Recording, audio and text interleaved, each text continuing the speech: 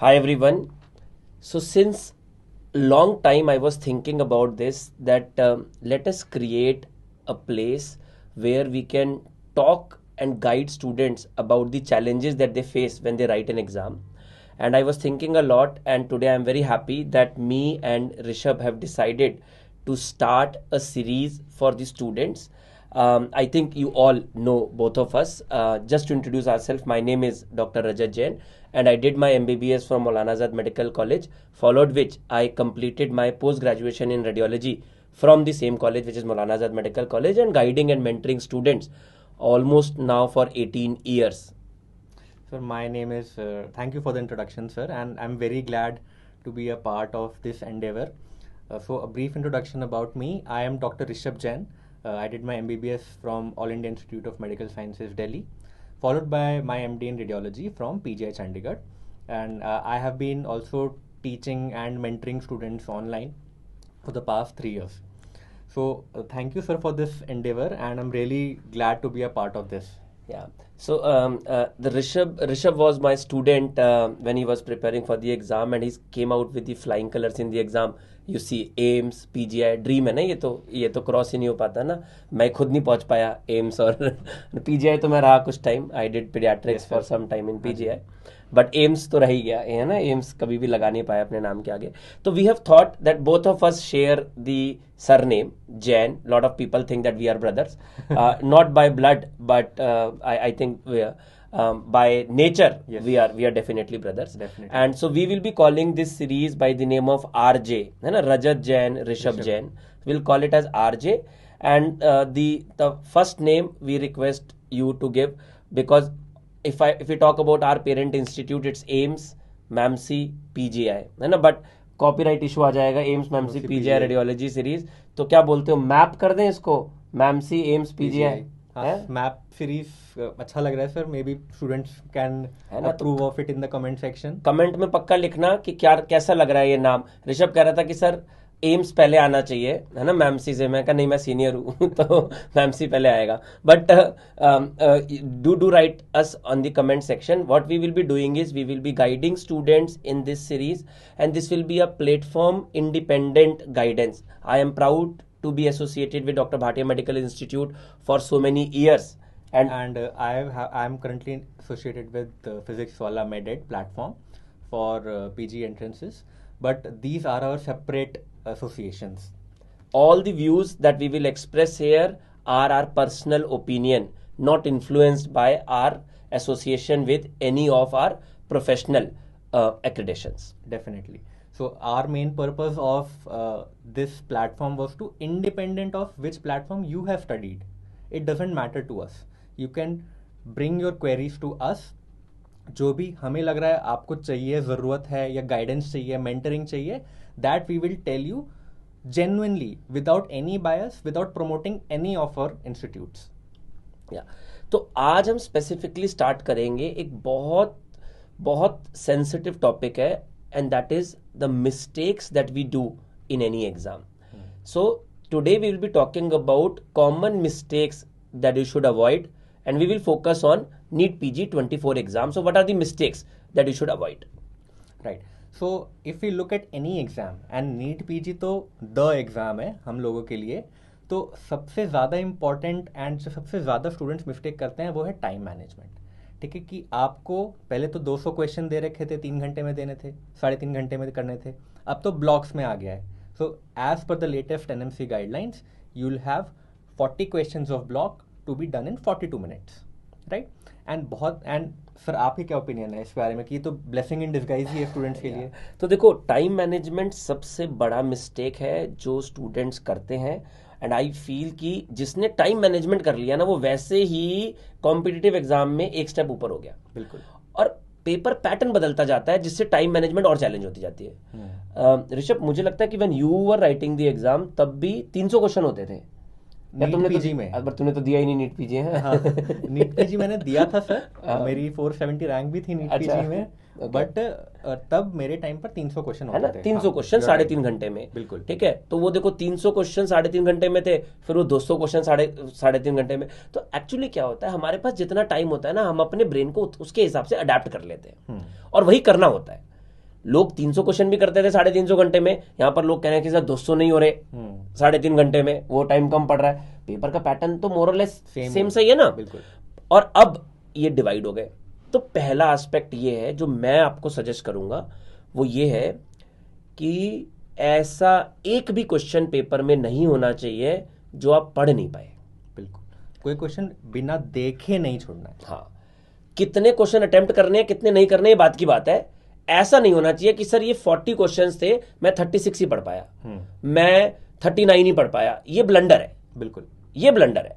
यानी कि हर सेट में 40 क्वेश्चंस है, 42 मिनट्स है, कुछ भी हो जाए 40 के 40 क्वेश्चंस को देखना बहुत है, बहुत इंपॉर्टेंट है दोनों सबको देखना।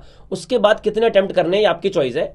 मेरा व्यू पॉइंट है, ऋषभ माइट डिफर, कि हर क्वेश्चन अटेम्प्ट करना है। मतलब that is my view point कि गिरते हैं घुड़सवार मैदाने जंग में, वो क्या गिरेंगे, वो तिफल क्या गिरेंगे जो घुटनों के बल चले। तो इसका मतलब ये है कि the attempt should be very very high. But yes, that's a personal opinion and a personal choice. But बिना पढ़े तो छोड़ना नहीं है, इसमें तो कोई डाउट नहीं होना चाहिए। बिल्कुल, तो सर ने बिल्कुल सही कहा कि सारे क्वेश्चंस पढ़ने हैं। अब वो 200 के 200 क्वेश्चंस आपको करने हैं अटेम्प्ट, या 190 प्लस करने हैं, वो आपकी चॉइस है। Safe margin should be at least more than 190 plus. ठीक है, अगर आपको if you have to be in the league to get a top 100 rank, ठीक है, 160 170 प्लस करके टॉप 100 रैंक नहीं आएगी। ठीक है, absolutely. I think this should be very clear to all of you कि अगर टॉप रैंक आप एम कर रहे हो, so this is not the 160 170 is not the target. मेरे को लगता है 400 500 भी नहीं आएगी ऋषभ। हाँ सर, उतनी भी नहीं आएगी। हाँ, मतलब क्वालिफाई करना है तो अलग बात है। हाँ। 10,000 रैंक 20,000 रैंक चाहिए तो भी अलग बात है। बट अगर एक डेफिनेटिव रैंक चाहिए जिसमें you can be a dictator कि आपको कौन सी ब्रांच सिलेक्ट करनी है, रादर देन कि चलो जो मिल रहा है वो मैं ले लूं। हाँ, बेगर्स वर्सेस चूजर्स वाला आर्ग्यूमेंट है ना। तो ये एस्पेक्ट है और इसके हिसाब से इसके ऊपर चलना चाहिए। That is what I believe in. But problem statement तो हमने बता दिया। हमारा यहाँ पर एम प्रॉब्लम स्टेटमेंट बताना नहीं है, सॉल्यूशन बताना है। हाँ। तो कैसे टाइम मैनेजमेंट किया जाए, व्हाट डू यू थिंक?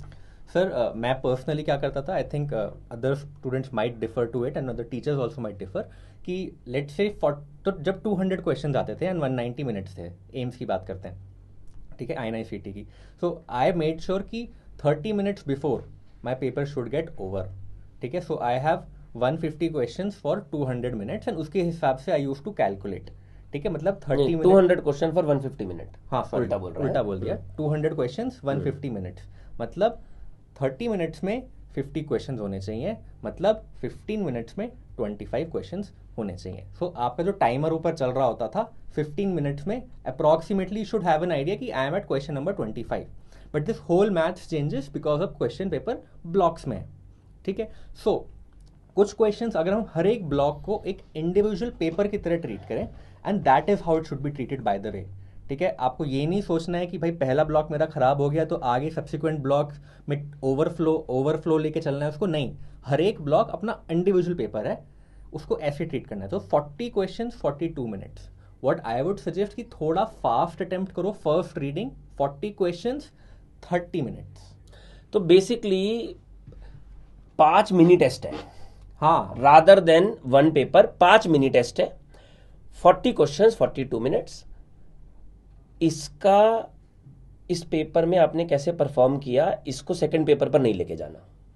यानी कि आपके पास पेपर खत्म होने के बाद, यानी कि 2 सेट के बीच में एक काम करते हैं, 30 मिनट का एक सांस भरने का टाइम ले लेते हैं।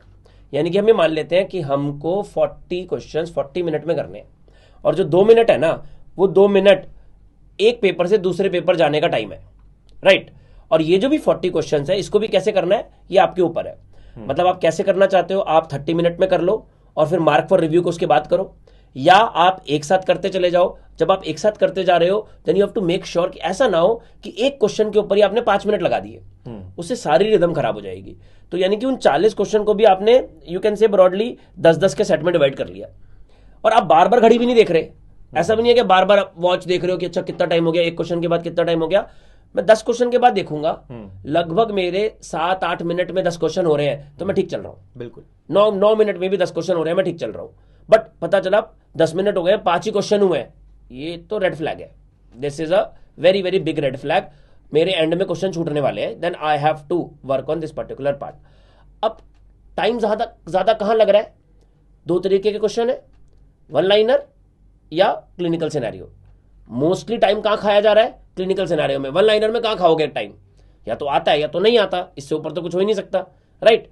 क्लिनिकल सिनेरियो में इतना लंबा क्वेश्चन आ गया या इमेज नहीं समझ आ रही, यहां पर प्रॉब्लम है। तो इसका सॉल्यूशन जो Rishabh, what I feel standard ये है, तुम लोगों को भी यही पढ़ाया हमने और तुम लोगों ने भी आगे ये बात करी कि किसी भी क्वेश्चन में एक से ज्यादा लाइन है तो लास्ट लाइन पढ़ेंगे पहले, उसके बाद चॉइसेस पढ़ेंगे and after that we gonna read the question. ऐसा एक्सपीरियंस है कि 50% कम टाइम लगता है ऐसे क्वेश्चन को पढ़ने में। That is what I feel so. Yes sir. So अगर लंबे क्वेश्चन में आप पहले ऑप्शंस और लास्ट लाइन पढ़ते हो तो यू नो कि किस बारे में बात हो रही है, राइट। एंड फिर आपको उसी ओरिएंटेशन से चलता है पता कि अच्छा क्वेश्चन में ये इंपॉर्टेंट पॉइंट्स हैं। So then when you are reading the question then encircle the important keyword. So as, ठीक है, कोई बज़वर्ड है इंपॉर्टेंट वो मार्क कर लो। सो automatically you will narrow down your options, you will start ruling out options and फिर 2 option बच जाएंगे, you can choose between them. बहुत कम टाइम बचेगा एज कम्पेयर टू अगर आप पूरा क्वेश्चन पढ़ो फिर दिमाग में एक थॉट प्रोसेस बनाओ फिर ऑप्शन तो कुछ अलग ही है, then you start panicking. Option तक पहुंचते पहुंचते क्वेश्चन तो भूल जाते हैं ना। हाँ। ये भी तो एक प्रॉब्लम है। बिल्कुल सर। इमेज वाले का क्या करें ऋषभ? सर इमेज में मतलब स्टैंडर्ड टीचिंग है, हमें भी यही बताया गया था, मैं भी यही बताता हूँ। पहले ऑप्शंस पढ़ो, ऑप्शंस पढ़ के यू गेट टू नो कि अच्छा इमेज किस बारे में पूछ रहा है। हो सकता है जो आपने इमेज पढ़ के डिडक्शंस बनाए हो वो ऑप्शंस में ही ना हो, आपने गलत डिडक्शंस बनाए हो। So you first read the options then see the image, okay you get to know इस बारे में पूछ रहा है, then come back to the question. एक और बहुत इंपॉर्टेंट बात मैं यहाँ पर आपको बोलना चाहूंगा। कभी कभार क्या होता है, हम 2 ऑप्शंस में फंसते हैं। कभी कभार क्या, मोस्टली तो ये चैलेंज होता है कि 2 ऑप्शंस में समझ नहीं आ रहा ए होगा कि बी होगा, और ये 2 बड़ी क्लोजली चॉइसेस होती है। जैसे कि एब्डोमिनल मास दिया हुआ है, चॉइसेस दी हुई है, बच्चे में एब्डोमिनल मास है कि या तो विल्म्स ट्यूमर होगा या तो या तो न्यूरोब्लास्टोमा होगा, ठीक है। स्कल का लीजन दिए हुए हैं और आपको डाउट हो रहा है यार या तो मल्टीपल माइलोमा है या तो हाइपर पैराथायराइडिज्म है। ब्रेन में कैल्सिफिकेशन दिया हुआ है, आपको डाउट हो रहा है या तो ये CMV है या तो ये टॉक्सोप्लाज्मोसिस है। तो कहीं ना कहीं एक डिफरेंशिएटिंग पॉइंट आपको पता होना चाहिए और यही एरिया है जो आपको अगले 15 दिनों में अपना स्ट्रेंथन करना है। बिल्कुल 100% आपको इसी एरिया में जहां मैं कंफ्यूज हो रहा हूं उसको स्ट्रेंथन करना है। मेरे को पता है कि ये न्यूरोब्लास्टोमा है, ये नेफ्रोब्लास्टोमा है, दोनों एब्डोमिनल मास है, दोनों बच्चों में होंगे। RCC तो होगा नहीं ना, या तो विल्म्स होगा या तो न्यूरोब्लास्टोमा होगा। अगर मिडलाइन को क्रॉस कर रहा है तो न्यूरोब्लास्टोमा हो जाएगा, नहीं क्रॉस कर रहा तो विल्म्स हो जाएगा।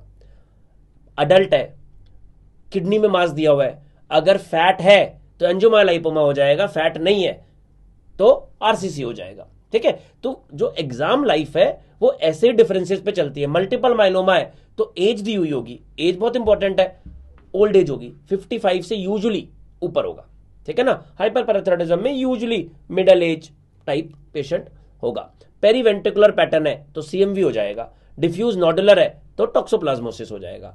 तो कहीं पर भी जहां आप 2 ऑप्शंस में कंफ्यूज हो रहे हो वहीं पर एक डिफरेंशिएटिंग पॉइंट होगा। ऋषभ, मैं हमेशा एक बात बोलता हूं कि डिसीजन चॉइस सिलेक्ट करना बहुत बड़ा आर्ट है ना। और इसको हम कैसे बोलते हैं? इसको हम बोलते हैं कि subject knowledge plus logical thinking is equal to courage of taking a decision. बिल्कुल सर, है ना। तो सब्जेक्ट नॉलेज क्या हुई कि आपको ये वाली बात पता है कि भाई विल्म्स जो है वो मिडलाइन क्रॉस नहीं कर रहा, न्यूरोब्लास्टोमा मिडलाइन क्रॉस कर रहा है। अब प्रॉब्लम क्या होती है, कहीं ऐसा तो नहीं ओवर थिंकर, कहीं ऐसा तो नहीं कि ये वाला विल्म्स मिडलाइन क्रॉस कर रहा हो, नहीं होगा। ये ओवर थिंकिंग नहीं करनी है ना, ये ओवर थिंकिंग नहीं करनी पेपर में। हाँ मतलब लोगों को लगता है कि एम्स, स्पेशली INI-CT में लोग बहुत ओवर थिंक करते हैं कि एम्स ने बनाया है पेपर, कुछ तो घुमा शुमा के ही पूछा होगा। तो यार नहीं, जो इतने सालों से लोग बोलते आ रहे हैं gut feeling gut feeling gut feeling gut feeling, आपको यार सबकॉन्शियसली आपने सुना होता है, पढ़ा होता है। Trust your self, your mind knows what the correct answer is, have the courage to mark that answer. Subject knowledge plus logical thinking is equal to gut feeling and that's a courage to take the answer, बिल्कुल है ना। तो यानी कि knowledge strong होनी चाहिए, थोड़ी सी logical thinking होनी चाहिए। ऐसा हो ही नहीं सकता कि आपको 4 चॉइसेस में से आंसर ना मिले, because the beauty of an MCQ is answer is written in front of you. Rishabh, एक बड़ी इंटरेस्टिंग बात बताता हूँ, मैं क्लास में भी बोलता हूँ बहुत बार। My brother is a chartered accountant and he always says कि एक एमसीक्यू पेपर में जो ऑप्शन होती है वो अलग फ़ॉन्ट से लिखी होती है, but you need vision to see that font. तो अगर आपकी सब्जेक्ट नॉलेज स्ट्रांग है, आपकी थिंकिंग लॉजिकल है, तो आपको वो फ़ॉन्ट दिख जाएगा और आपको वो आंसर पिक करना आ जाएगा। ठीक है, तो यानी कि पहला पॉइंट जो मिस्टेक नहीं करना, वो टाइम मैनेजमेंट को कॉम्प्रोमाइज नहीं करना। 40 क्वेश्चन 40 मिनट है, 42 मिनट 40 क्वेश्चन नहीं है। ये एक 1.5 मिनट कंटिजेंसी है, कहीं फंस गया तो यहां पर काम आएगा। ठीक है, सेकंड, पहले सेट की मेमोरी को दूसरे सेट में लेकर नहीं जाना, बिल्कुल भी दूसरे सेट में लेकर नहीं जाना। और क्या मिस्टेक करते हैं Rishabh? Sir, stress, exam day stress, exam hall stress, under confidence. मतलब कभी कभी मैंने देखा है स्टूडेंट्स ऐसे बोलते हैं कि हाथ पैर कांपने लगे एग्ज़ाम हॉल में बैठ के एग्ज़ाम दे रहे हैं। तो यार उसके लिए I would totally agree with you. इतने हाई स्टेक्स एग्ज़ाम होते हैं, स्पेशली ये वाला एग्ज़ाम तो इतनी बार पोस्टपोन हो चुका है, लोग के बहुत स्ट्रेस हो जाता है एग्ज़ाम हॉल में। सो आई वुड से कि it is okay to take a small toilet break. ठीक है, in between sessions, in between blocks में भी अलाउड नहीं है आपको ब्रेक लेना।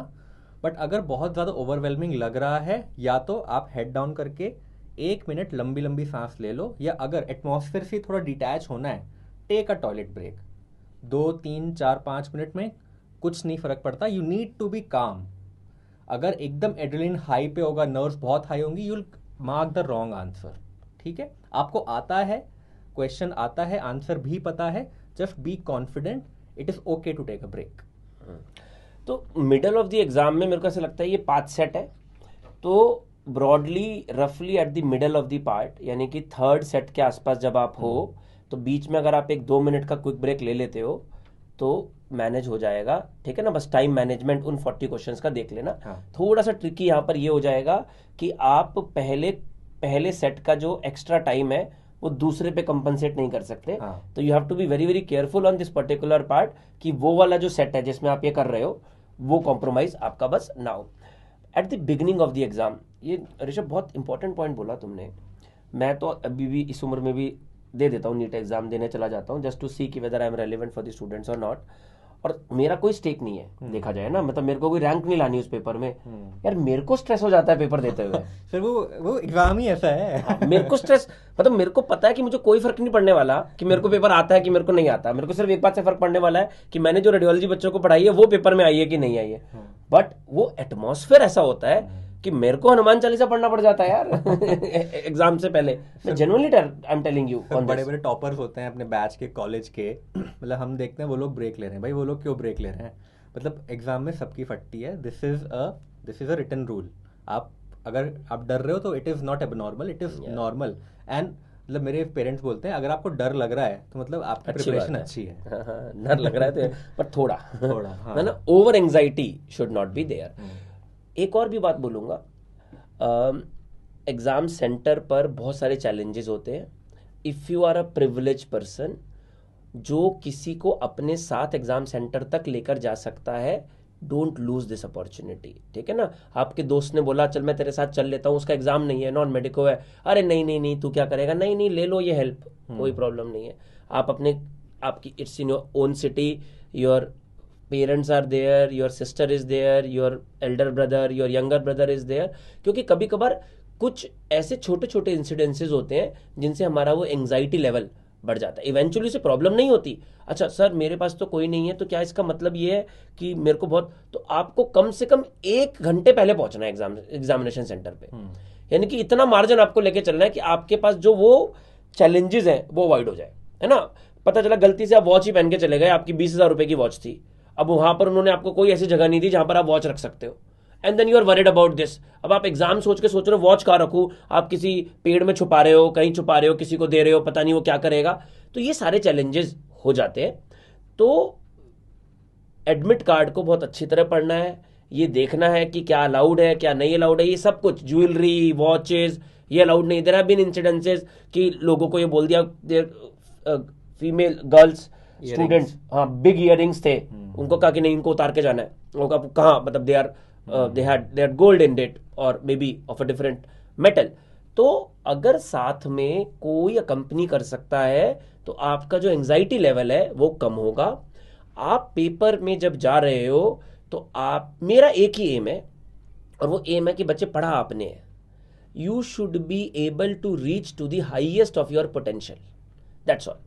आपको एग्जाम से वापस आने के बाद ये नहीं होना चाहिए that I could have done better. I am telling you, whatever rank that you gonna get, you will be happy with that particular rank. All that matters is that because of any specific reason, the feeling should not happen at the end of the exam कि I could have done better. बिल्कुल sir, यही है कि ये छोटी छोटी चीज़ें हैं, ये लॉजिस्टिक इश्यूज हैं, जितना अवॉइड कर सकते हो अवॉइड करो। Best way to avoid is company a person, नहीं कर सकते तो reach the exam early and minimum सामान कैरी करो। अगर आपको पता है कि भाई फ़ोन अलाउड नहीं है, ये चीज़ें अलाउड नहीं है, तो छोड़ के जाओ घर पे, ऑटो के पैसे मोबाइल में लेके जाओ, I think notes are allowed, ठीक है। तो ये चीज़ें देख के जाओ। Should not be these logistic issues should not hamper you to give the exam at any cost.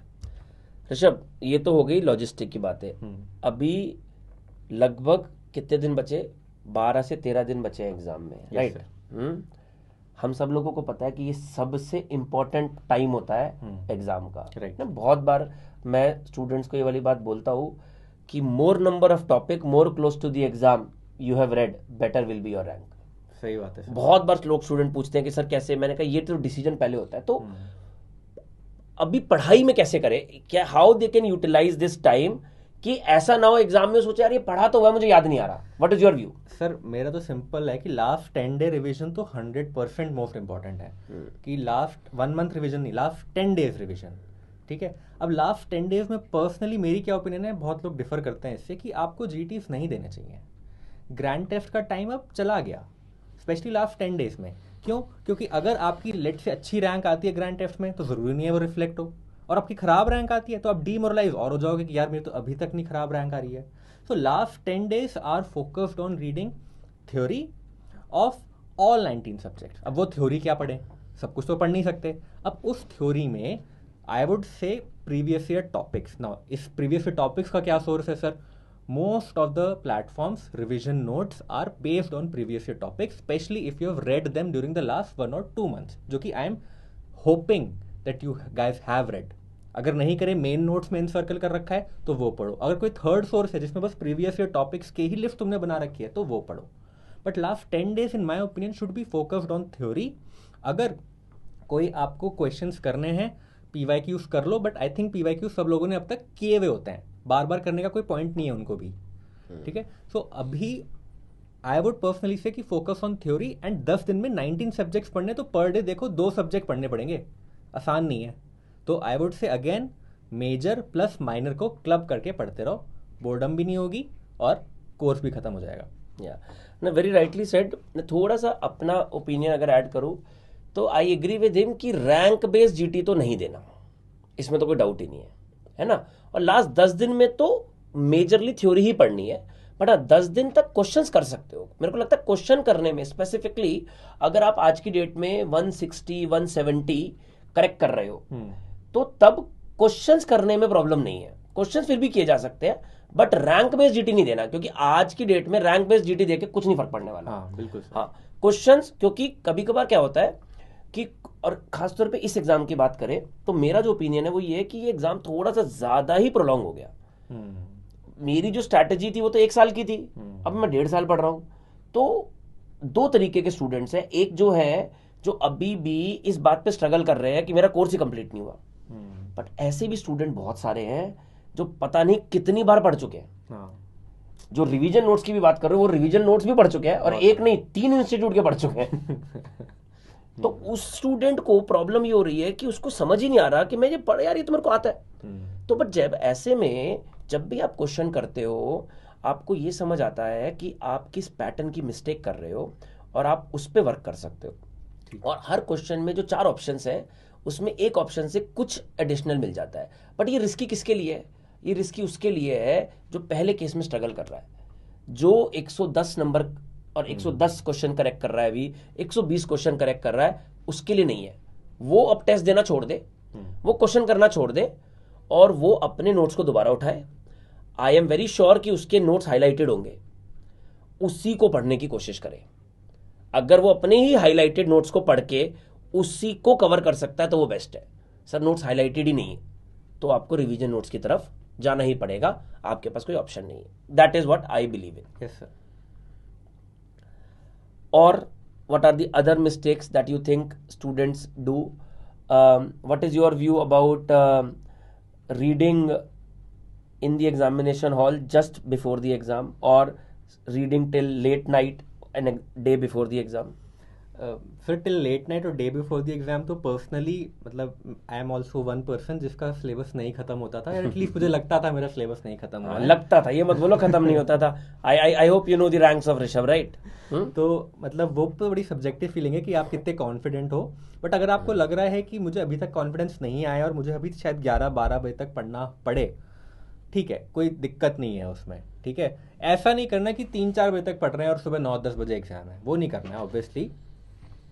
और ये भी नहीं मैं बोल रहा हूँ कि 9 बजे के बाद पढ़ना बंद कर दो, इतना पढ़ो जिसमें आपको कॉन्फिडेंस आ जाए, ठीक है। सो आई यूजली मेरा था कि 12 बजे के बाद मैं नहीं पढ़ूंगा, तब तक जितना पढ़ना है पढ़ लूंगा। But I made sure that next day on the venue when I reached the exam hall, भले 1 घंटा बचाओ अभी एग्जाम स्टार्ट होने में, 1.5 घंटा बचाओ, उस टाइम पर आई मेड श्योर कि मैं ज़्यादा ना पढ़ूँ, बिकॉज एग्जाम इतना हाई स्टेक्स है। I have been preparing for this exam, थोड़ी हार्ट बीट ऑलरेडी हाई होती है। ऐसा कोई रैंडम एग्जाम नहीं है जिसका आपको पता है कि मुझे नहीं फर्क पड़ता इस एग्जाम से। It is an exam which you have been preparing for. So उस 1.5 hours I use to not talk to students, specially जो कि एंग्जाइटी दे रहे हैं, खुद पढ़ रहे हैं। आराम से मस्ती करो, आराम से अपने पेरेंट्स के साथ आए उनसे बात करो, लाइक माइंडेड पीपल से बात करो, calm yourself, you are ready, ठीक है। So this is my strategy for the venue and the day before. आपका क्या है सर ओपिनियन? मेरा ऋषभ, मैंने इतने सालों में ना कुछ कुछ चीज़ें देखी हैं, और ये कि कोई भी एक फॉर्मूला नहीं चल पाएगा यहाँ पर ना। हाँ। एक सबसे बड़ा चैलेंज जो मैं एड्रेस करना चाहूँगा वो ये है कि सर नींद नहीं आ रही एग्जाम से 1 दिन पहले, और सर अब क्या होगा, कहीं ऐसा तो नहीं कि मैं एग्जाम में सो जाऊँगा। तो यूजुअली एग्जाम में नींद नहीं आती। अगर एग्जाम में नींद आ रही है ना तो मतलब बहुत बड़ा गड़बड़ी है। बट हाँ, अगर आप टायर्ड हो तो आपका 100% अटेंशन नहीं होगा। तो मैंने जो ऐसा एक्सपीरियंस किया, और मैं अपनी लाइफ में भी मानता हूँ इसको, कि आपको पता है कि आप किस आप टाइप पे पर्सनैलिटी हो, आपका एंग्जाइटी लेवल कैसा होता है, कैसा नहीं होता। तो आप एग्जाम से 15 दिन पहले ना 1-1 घंटा एक्स्ट्रा सोना शुरू कर दो, या कम से कम परफेक्ट स्लीप ले लो। एग्जाम से 1 दिन पहले नींद नहीं आएगी, बट उससे पहले तो आ ही रही है ना। अगर उस दिन आप कम भी सोए चले गए तो आपका जो लेवल, क्या कहते हैं उसको, कंसंट्रेशन लेवल है, वो कम नहीं होगा। ये सेकंड है कि ideally what Rishabh is saying is absolutely correct, कि बहुत ज्यादा एग्जाम से 2 घंटे पहले, 3 घंटे पहले ओवरनाइट पढ़ने से कुछ नहीं हो जाएगा। बट अगर वो आपको टू मच एंग्जाइटी दे रहा है, आपको बार बार ऐसा लग रहा है कि यार मैं तो माइलस्टोन भूल गया, यार मैं तो हाफ लाइफ भूल गया, देख लो उसको। नेट रिजल्ट है, आप कंफर्टेबल होने चाहिए, है ना। और हमें एक ही कंसर्न है कि आप एग्जाम में टायर्ड नहीं होने चाहिए। आप एग्जाम में अपनी फुल कंसंट्रेशन के साथ जाओ, तो उसकी प्रिपरेशन पहले करते जाओ ना। भाई कितनी बार होता है कि हम ओवरनाइट पार्टीज कर लेते हैं ना, राइट? सोच के देखो ना। हाँ। तो ओवरनाइट जब हम पार्टी कर लेते हैं तो नींद कब आनी शुरू होती है? 7 बजे के बाद। अगले दिन सो गए 4-5 बजे के बाद टाइप्स ना। तो कितनी बार क्या इंटर्नशिप, अच्छा एम्स में तो खैर इंटर्नशिप में इतना ही तुमने नहीं किया, बट हम लोगों ने पूरी रात इंटर्नशिप करी है। उसके बाद अगर हमें कोई मॉर्निंग में काम है तो प्रॉपर कंसंट्रेशन के साथ काम किए हैं, सब लोगों ने ये काम किए हैं। So the point is, but ideally if what Rishabh is telling, if you can do, that is the best thing, that is 100% best thing, कि लास्ट के आधे घंटे में पढ़ने से कुछ नहीं होगा। वो 1.5 साल से आप पढ़ रहे हो, और अगर आप 1.5 साल में नहीं पढ़े तो आधे घंटे में क्या हो जाएगा? आधे घंटे में कुछ नहीं होगा। But if it is giving you too much anxiety तो कर लो। नेट रिजल्ट है कि आपको एग्जाम के अंदर फुल कंसंट्रेशन के साथ, मेरे को ऐसा लगता है कि वो करना है। एंड कुछ वोलेटाइल टॉपिक्स हैं, मान लो होते ही हैं ऐसे ना, कि ट्रायड्स हैं, स्कोरिंग सिस्टम्स हैं, क्लासिफिकेशन सिस्टम्स हैं, डेवलपमेंटल माइलस्टोन्स हैं, आईपीसी सेक्शंस हैं फोरेंसिक के। These things everybody forgets. So आप इसका एक टाइम डिवोट कर लो कि लेट से अगर ये चीज़ें मैं भूल रहा हूँ तो जिस दिन एग्ज़ाम है, या तो उसके उठ के मॉर्निंग में 6 से 8 या जब ट्रैवल कर रहा हूँ कैब में तब पढ़ लूंगा, या एक रात पहले सोने से पहले पढ़ लूंगा। ठीक है, आप टाइम डिवोट कर लो। व्हाट आई वुड से कि जो एग्जाम हॉल वाला टाइम है थोड़ा रिलैक्स करो। लास्ट के 10-12 दिनों में कुछ कुछ एरियाज हैं जिनमें मैं चाहता हूं कि आप स्पेसिफिकली हर सब्जेक्ट के ऊपर फोकस करो। ऋषभ, करेक्ट मी, और if you want to add something to add to this. मैं ऐसा मानता हूं कि एग्जाम में अगर कोई अपडेट है या कोई टॉपिक इन डिस्कशन है, वो ज़्यादा कॉमनली पूछा जाता है। जो भी हमारी मेडिकल कम्युनिटीज़ में टॉपिक डिस्कशन में चल रहे हैं, तो उनको एक बार रिवाइज कर लो। जब भी किसी दो डिजीजेज के बीच में कुछ डिफरेंसेस हैं, वो हमेशा क्लिनिकल सिनेरियोज में होते हैं, उनको रिवाइज कर लो।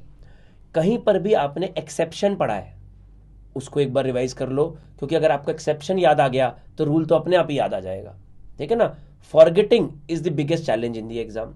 ऑलराइट, अगर आपको ऐसा लगता है कि ये लाइफ सेविंग इवेंट है, किसी भी क्लिनिकल सिनेरियो में इस स्टेप से पेशेंट की जान बच जाती है, या ये स्टेप करना can be very very harmful for the patient, do no harm is the principle of medical field, तो उन चीज़ों को रिवाइज कर लो। ट्रॉमा में क्या करेंगे, क्या नहीं करेंगे, इमरजेंसी में क्या करते हैं, क्या नहीं करते, इन चीज़ों को रिवाइज कर लो।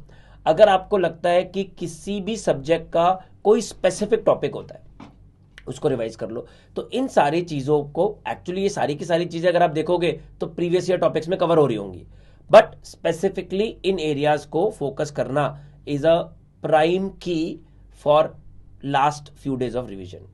बिल्कुल sir, totally agreed with you कि अभी वही इंपॉर्टेंट टाइम है जो कि कंफ्यूजिंग टॉपिक्स हैं, कॉन्ट्राडिक्टरी स्टेटमेंट्स हैं। जब भी सब्जेक्ट रिवाइज कर रहे हो लास्ट 10 डेज में, अपने प्लान बनाए कि आज मैं यही पढ़ूंगा, उन पे ज़्यादा ध्यान दो, बिकॉज बाकी चीज़ें आपके बैक ऑफ द माइंड में रहेंगी। 2-3 बार आप रिवाइज कर चुके हो पूरा सिलेबस ऑलरेडी, बस ग्रॉस मिस्टेक्स नहीं करनी है आप हमें। So guys, this is all from our side in this particular video. Common mistakes that you should avoid in the NEET PG. The biggest area is time management.